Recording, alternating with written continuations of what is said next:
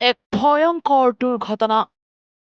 শোকাবহ হেলিকপ্টাৰ দুৰ্ঘটনাত নিহত ইৰাণৰ ৰাষ্ট্ৰপতি ইব্ৰাহিম ৰাইচি ৰাষ্ট্ৰপতি ইব্ৰাহিম ৰাইচিৰ লগতে নিহত দেশখনৰ বৈদেশিক মন্ত্ৰী হুছেইন আমিৰ আব্দুল্লাহিয়ান ঘন কুঁৱলী আৰু বেয়া বতৰৰ বাবে জলফা নামৰ এখন চহৰৰ পাহাৰত দুৰ্ঘটনাগ্ৰস্ত হৈছিল এই হেলিকপ্টাৰখন ৰাষ্ট্ৰপতি ইব্ৰাহিম ৰাইচি বৈদেশিক মন্ত্ৰী হুছেইন আমিৰ তিনিগৰাকী শীৰ্ষ বিষয়া নিৰাপত্তাৰক্ষী আৰু হেলিকপ্টাৰৰ পাইলটসহ মুঠ ৯জন লোকেই এই দুৰ্ঘটনাত নিহত হয় সম্পূৰ্ণৰূপে জ্বলি ছাই হৈ গৈছিল ৰাষ্ট্ৰপতি ইব্ৰাহিম ৰাইচিৰ হেলিকপ্টাৰখন আজাৰবাইজানৰ এটা বান্ধ মুকলি অনুষ্ঠানৰ বাবে হেলিকপ্টাৰত উঠি গৈছিল ৰাষ্ট্ৰপতিগৰাকী আৰু বৈদেশিক মন্ত্ৰীগৰাকী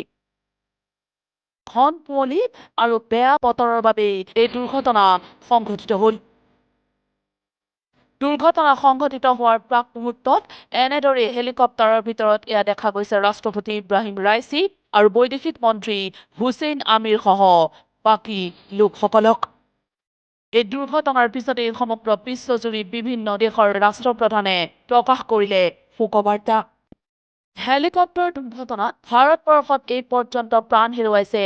বহু কেইগৰাকী ৰাজনীতিবিদে 1980 চনৰ 23 জুনত নতুন দিল্লীত হেলিকপ্টাৰ দুৰ্ঘটনাত মৃত্যু হৈছিল প্ৰাক্তন প্ৰধানমন্ত্ৰী প্ৰয়াত ৰাজীৱ গান্ধীৰ ভাতৃ সঞ্জয় গান্ধীৰ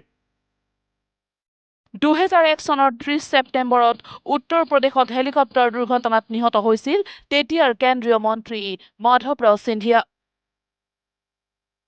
2002 চনৰ 3 মাৰ্চত অন্ধ্ৰপ্ৰদেশত হেলিকপ্টাৰ দুৰ্ঘটনাত নিহত হৈছিল তদানীন্তন লোকসভাৰ অধ্যক্ষ GMC বালাযোগী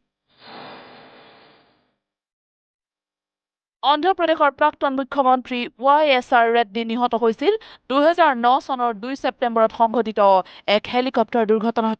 2011 চনৰ 30 এপ্ৰিলত অৰুণাচলৰ দুৰ্গম পাহাৰ অঞ্চলত সংঘটিত হেলিকপ্টাৰ দুৰ্ঘটনাত পতিত হৈ নিহত হৈছিল তদানীন্তন অৰুণাচলৰ মুখ্যমন্ত্ৰী দৰ্জী খাণ্ডু 2021 চনৰ 8 ডিচেম্বৰত তামিলনাডুত হেলিকপ্টাৰ দুৰ্ঘটনাত নিহত হৈছিল ভাৰতৰ প্ৰথমগৰাকী CDS জেনেৰেল বিপিন ৰাৱত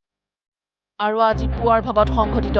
এক ভয়ংকৰ হেলিকপ্টাৰ দুৰ্ঘটনাত প্ৰাণ হেৰুৱালে ইৰাণৰ ৰাষ্ট্ৰপতি ইব্ৰাহিম ৰাইচি আৰু বৈদেশিক মন্ত্ৰীগৰাকীয়ে